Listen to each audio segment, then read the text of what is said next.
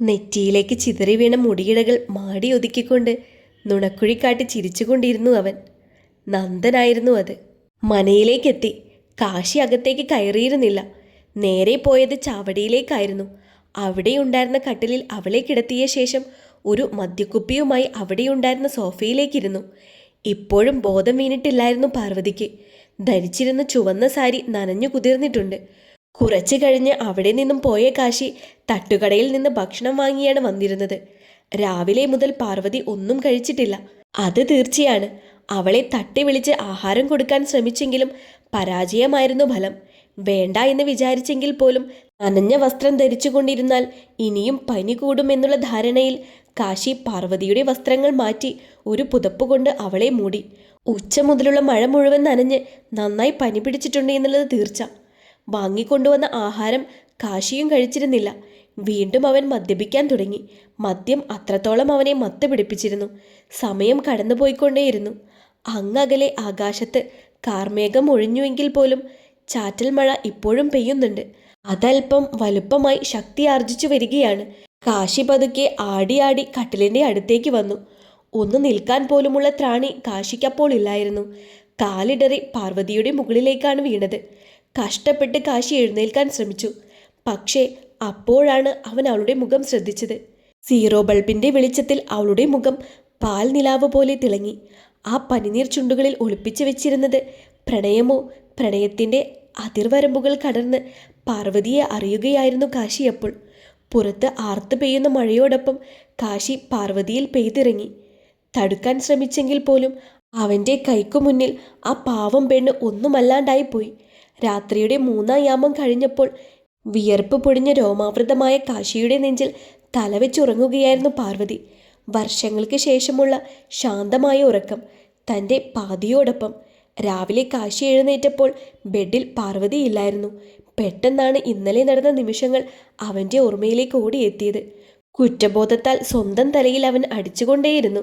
പെട്ടെന്ന് തന്നെ തറയിൽ കിടക്കുന്ന വസ്ത്രങ്ങൾ വാരിയെടുത്ത് കുളത്തിലേക്ക് കുളിക്കാൻ പോയിരുന്നു കാശി.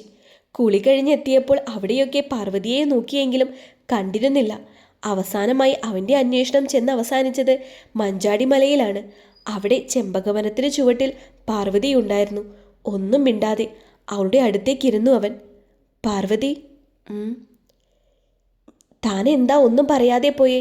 എവിടെയൊക്കെ നോക്കിയെന്നോ? എന്തിനാ ഇവിടെ വന്നിരിക്കുന്നത്? ആരോടെങ്കിലും ഒന്ന് പറഞ്ഞിട്ട് പൊക്കൂടെ? എന്തിനും ഇങ്ങനെ മൂളിക്കൊണ്ടിരിക്കാതെ ഒന്ന് വാ തുറന്ന് പറ പാർവതി.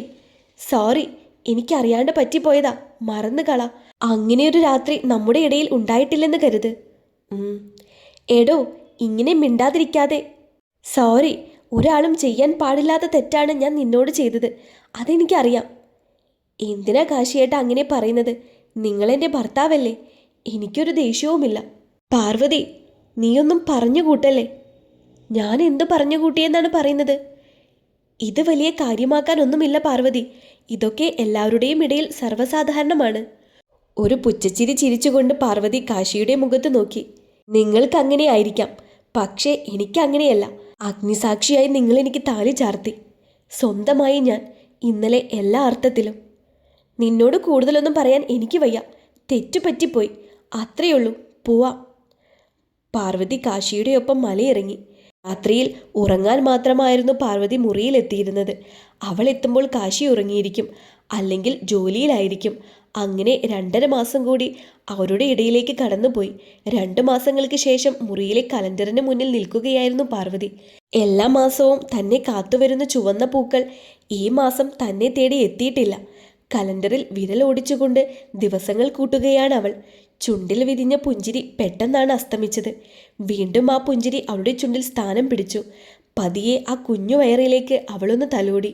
ഒരു അമ്മയാകാൻ തയ്യാറെടുക്കുന്ന സ്ത്രീയുടെ തുടക്കവുമായി.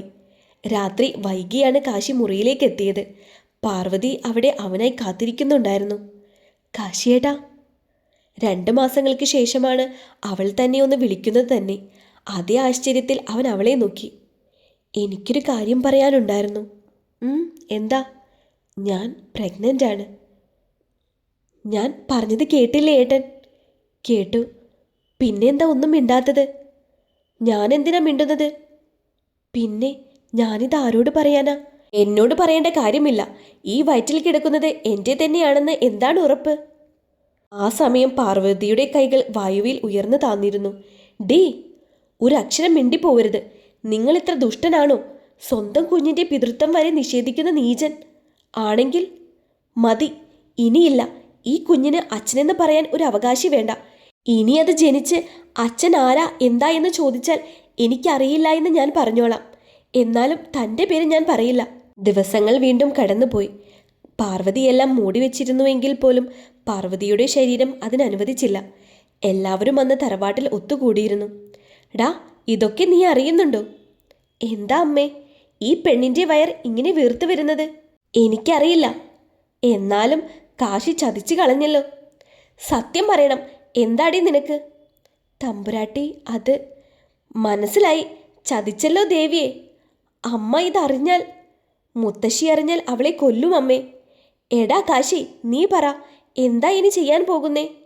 എനിക്കറിയാം അമ്മേ, കാശി എന്താ പറയാൻ വരുന്നതെന്ന്. മായ ഇടയ്ക്ക് കയറി പറഞ്ഞു. എന്താ? കാശിയുടെ കുട്ടിയല്ല അത്. അവൻ എന്നോട് പറഞ്ഞതാണ്. പറ കാശി, സത്യം പറ, നിന്റെ കുഞ്ഞല്ലെന്ന്. അത് പറയടാ, മോള് ചോദിച്ചത് കേട്ടില്ലേ? എനിക്ക് എൻ്റെ കുട്ടിയല്ല. എനിക്കതിനെപ്പറ്റി ഒന്നും അറിയില്ല. കാശിയുടെ വാക്കുകൾ കേട്ട് പാർവതിക്ക് നിൽക്കുന്നിടം തകർന്നടിയുന്നത് പോലെ തോന്നി. ഒരൊറ്റ മറുപടി പറഞ്ഞതിന് ശേഷം കാശി പുറത്തേക്ക് പോയിരുന്നു. ഒരു ശില പോലെ നിൽക്കുകയായിരുന്നു പാർവതി അപ്പോൾ. അപ്പോഴാണ് ഉത്തര അവിടേക്ക് വന്നത്. നോക്കുമോളെ, നീ ഇതിൽ വന്ന് പെട്ടുപോയതല്ലേ? വിട്ടേക്ക്. ഇതിനെ അങ്ങ് ആരും അറിയാതെ നശിപ്പിച്ചു കളയാം. മോളുടെ കാര്യം ഞങ്ങൾ നോക്കിക്കോളാം. ആരെങ്കിലുമായിട്ട് വിവാഹം നടത്താം. പെട്ടെന്നുള്ള ഉത്തരയുടെ മാറ്റത്തിൽ ഒട്ടാകെ പാർവതി ഉലഞ്ഞു പോയിരുന്നു. ഒന്നും മിണ്ടാതെ അവൾ പുറത്തേക്ക് നടന്നു. രാവേറെ വൈകിയാണ് അവൻ തിരിച്ച് തറവാട്ടിലേക്ക് എത്തിയത്. മുറിയിലെത്തിയപ്പോൾ അവിടെ പാർവതിയില്ലായിരുന്നു. കുറച്ചു കഴിഞ്ഞ് വരുമെന്ന് വിചാരിച്ചുവെങ്കിലും അവളെ കണ്ടില്ല. അവിടെയാകെ അന്വേഷണം നടത്തിയെങ്കിലും അവളെ കണ്ടിരുന്നില്ല. ഈ സമയം അങ്ങ് ദൂരെ കുതിച്ചു പായുന്ന ട്രെയിനിൻ്റെ കമ്പികളിൽ പിടിച്ച് സ്റ്റെപ്പിൻ്റെ അടുത്ത് നിൽക്കുകയായിരുന്നു പാർവതി. ഒരു നിമിഷം കണ്ണുകൾ അടച്ച് കഴിഞ്ഞ കുറച്ച് മാസങ്ങളായിട്ട് തൻ്റെ ജീവിതത്തിൽ നടന്നുകൊണ്ടിരിക്കുന്ന കാര്യങ്ങളൊക്കെ ഓർത്തു നോക്കി. പതിയെ അവൾ മുന്നോട്ടാഞ്ഞു. പിടിച്ചിരുന്ന കമ്പികളിൽ നിന്ന് കൈയഴിഞ്ഞു. പക്ഷേ അവൾ വീണിരുന്നില്ല. അവളെ ഒരു കൈ ബലമായി പിടിച്ചിരുന്നു. തിരിഞ്ഞു നോക്കി. അവൾക്ക് മുന്നിലായി കണ്ടു ആ മുഖം. അവൾക്ക് മറക്കാൻ സാധിക്കില്ലായിരുന്നു. നെഞ്ചിടിപ്പ് കൂടി. കണ്ണുകൾ വികസിച്ചു. ശബ്ദമിടറി. ഒരു വാടിയ താമരത്തണ്ട് പോലെ അവൾ ആ കരങ്ങളിലേക്ക് ബോധമറ്റ് വീണു. ഋതുക്കൾ പലതും മാറി മാറി വന്നു. ദിവസങ്ങൾ മാസങ്ങളായും മാസങ്ങൾ വർഷങ്ങളായും പലത് കടന്നുപോയിക്കൊണ്ടേയിരുന്നു. ജീവിതം എന്ന മഹാസാഗരത്തിൽ നീന്തി എത്രത്തോളം തൻ്റെ സ്വപ്നങ്ങളിൽ നിന്ന് അകലാൻ പറ്റുമോ അത്രത്തോളം അവൾ എല്ലാത്തിൽ നിന്നും അകന്നിരുന്നു. ജീവിതത്തിൽ ഇപ്പോൾ ഒരു കുഞ്ഞു സ്വപ്നം മാത്രമേ അവളിൽ അവശേഷിക്കുന്നുള്ളൂ. മൂന്നാറിലെ തേയിലത്തോട്ടങ്ങൾക്ക് നടുവിലായി ഒരു കുഞ്ഞു വീട്. ചെറുതാണെങ്കിൽ പോലും അത് അടുക്കും ചിട്ടയോടും കൂടി സൂക്ഷിച്ചിരിക്കുന്നു. മുറ്റത്തായി ഒരു ചെറിയ പൂന്തോട്ടം. മൂന്നാറിലെ മണ്ണിലേക്ക് മഞ്ഞു പെയ്തിറങ്ങുമ്പോൾ ആ കുഞ്ഞു സ്വർഗമെന്ന വീട്ടിൽ ഒരു മകൻ്റെയും അമ്മയുടെയും കളിച്ചിരികൾ ഉയർന്നു പൊങ്ങി. കണ്ണാ, നിക്ക്, ഓടല്ലേ, അമ്മയ്ക്ക് ദേഷ്യം വരുന്നു, അടി കിട്ടും. കുട്ടി നിക്ക്. ഇല്ല, ഞാൻ പോവാ. അങ്ങനെ അങ്ങ് പോകാൻ പറ്റുമോ? ക്ലാസ്സിൽ പോകണ്ടേ നിനക്ക്? അമ്മേ, ഞാൻ പോണില്ലെന്നോ? മര്യാദയ്ക്ക് വന്നോ, അല്ലെങ്കിൽ എൻ്റെ കയ്യിൽ നിന്ന് നല്ല ചുട്ടടി കിട്ടും നിനക്ക്. അവിടെയാകെ ഓടി നടന്ന കണ്ണൻ അനുസരണയോടെ ആ കുഞ്ഞു കസേരയിൽ വന്നിരുന്നു. ആ അമ്മ അവനായി പാത്രത്തിലേക്ക് ദോശയും ചൂട് സാമ്പാറും വിളമ്പി. അതിൽ നിന്ന് ഒരു കഷ്ണം പിച്ചി സാമ്പാറിൽ മുക്കി ആ കുഞ്ഞു വായിലേക്ക് വെച്ചു കൊടുത്തു. അമ്മേ, സാമ്പാറിന് കുറച്ച് ഉപ്പ് കൂടിപ്പോയി. ഇന്നലെ കുറഞ്ഞു പോയെന്നായിരുന്നു. ഇന്നിനി ഉപ്പ്. നാളെ എന്താണാവോ? നാളെ കയ്പ്പ് പറയാം. എൻ്റെ കയ്യിൽ നിന്ന് വാങ്ങും കണ്ണാ. വേഗം കഴിച്ചിട്ട് സ്കൂളിൽ പോകാൻ നോക്ക്. നിന്നെ അവിടെ ആക്കിയിട്ട് വേണം എനിക്ക് ഹോസ്പിറ്റലിലേക്ക് പോകാൻ. അമ്മേ. ആടാ, എന്താ പറ. നന്ദച്ചൻ ഇന്ന് വന്നില്ലല്ലോ. അവിടെ ആകെ തിരക്കാടാ ചെറുക്ക. ഇന്നലെയും വന്നില്ലല്ലോ. എൻ്റെ പൊന്നോ, ഞാൻ പറയാം നന്ദേട്ടനോട്, എന്തായാലും വരാൻ. അമ്മ അങ്ങനെ പറയണേൽ കാര്യമൊന്നുമില്ല. അല്ലെങ്കിലും നന്ദച്ചൻ എന്നെ കാണാൻ വരും.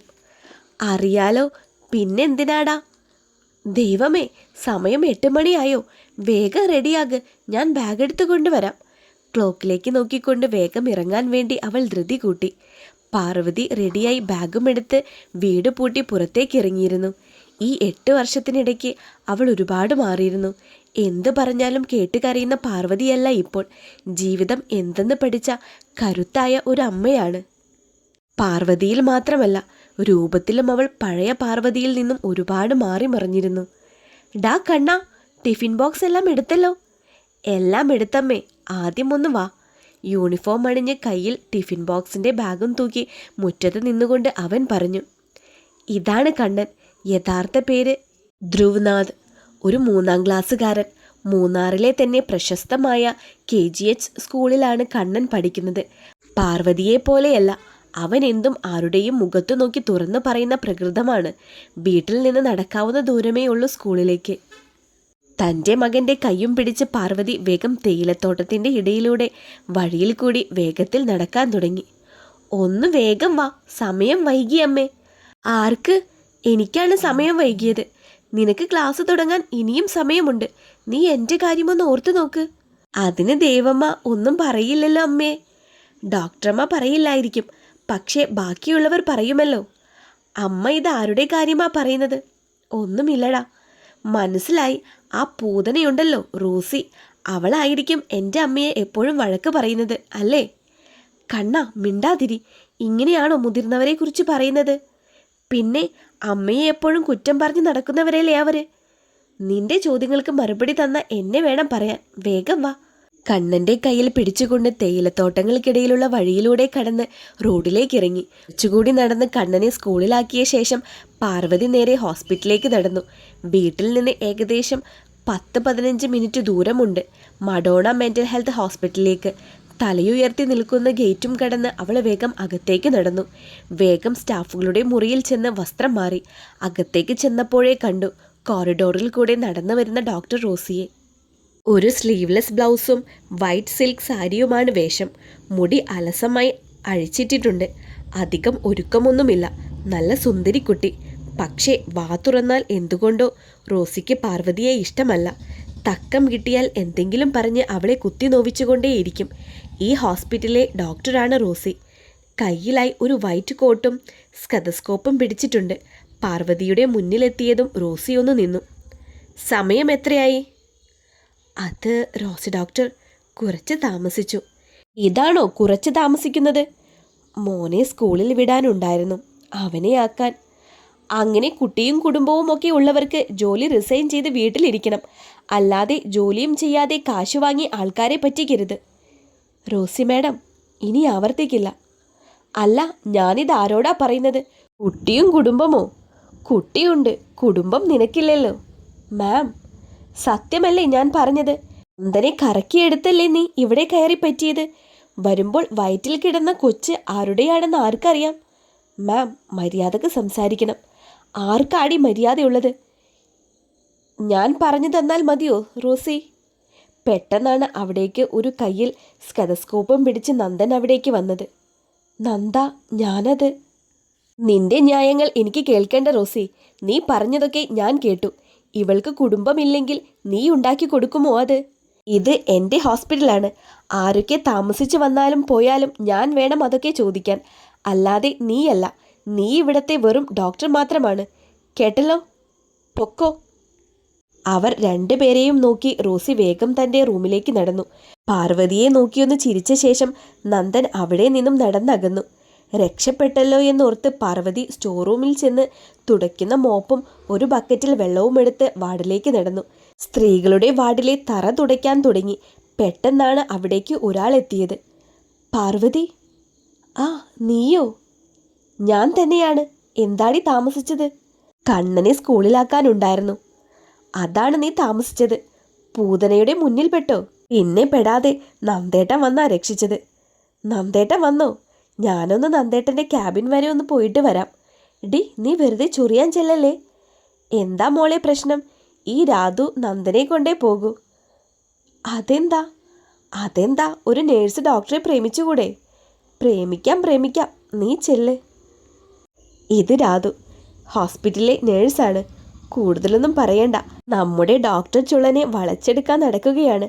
പക്ഷേ ആളങ്ങോട്ട് വളയുന്നില്ല. വളയുമോ എന്ന് മുന്നോട്ട് പോകുമ്പോൾ നമുക്ക് നോക്കാം. രാധു വേഗം തന്നെ ക്യാബിൻ തുറന്ന് അകത്തേക്ക് കയറിയപ്പോൾ കണ്ടത് നന്ദന് പകരം വേറൊരാളെയായിരുന്നു. പെട്ടെന്ന് തന്നെ അവിടുന്ന് സ്കൂട്ടാവാൻ നോക്കിയെങ്കിലും ആ ആള് അവളെ കൈകാട്ടി വിളിച്ചിരുന്നു. എന്താ മേഡം, എന്തിനാ രാധിക ഇങ്ങോട്ട് വന്നത്? അത് ഞാൻ വെറുതെ നന്ദൻ സാറിനെ ഒന്ന് കാണാൻ വന്നതാ. ഡ്യൂട്ടി ടൈമിലാണോ വെറുതെ കാണാൻ വരുന്നത്?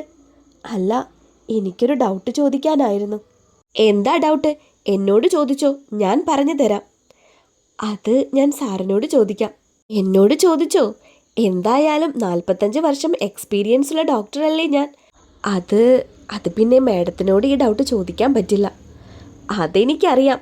ഈ ഡൗട്ട് അവനോട് മാത്രമേ ചോദിക്കാൻ പറ്റുമോ എന്ന്. എന്തായാലും രാധിക ഇപ്പോൾ ചെല്ല്, ഡ്യൂട്ടി ഉണ്ടല്ലോ, അത് കഴിഞ്ഞ് നോക്കാം. Okay madam. Good morning. Good morning ഇപ്പോഴാണോ പറയുന്നത്? ആ ചെല്ല്, വേഗം ചെല്ല്. പതിയെ പതിയെ രാധു പുറത്തേക്കിറങ്ങി.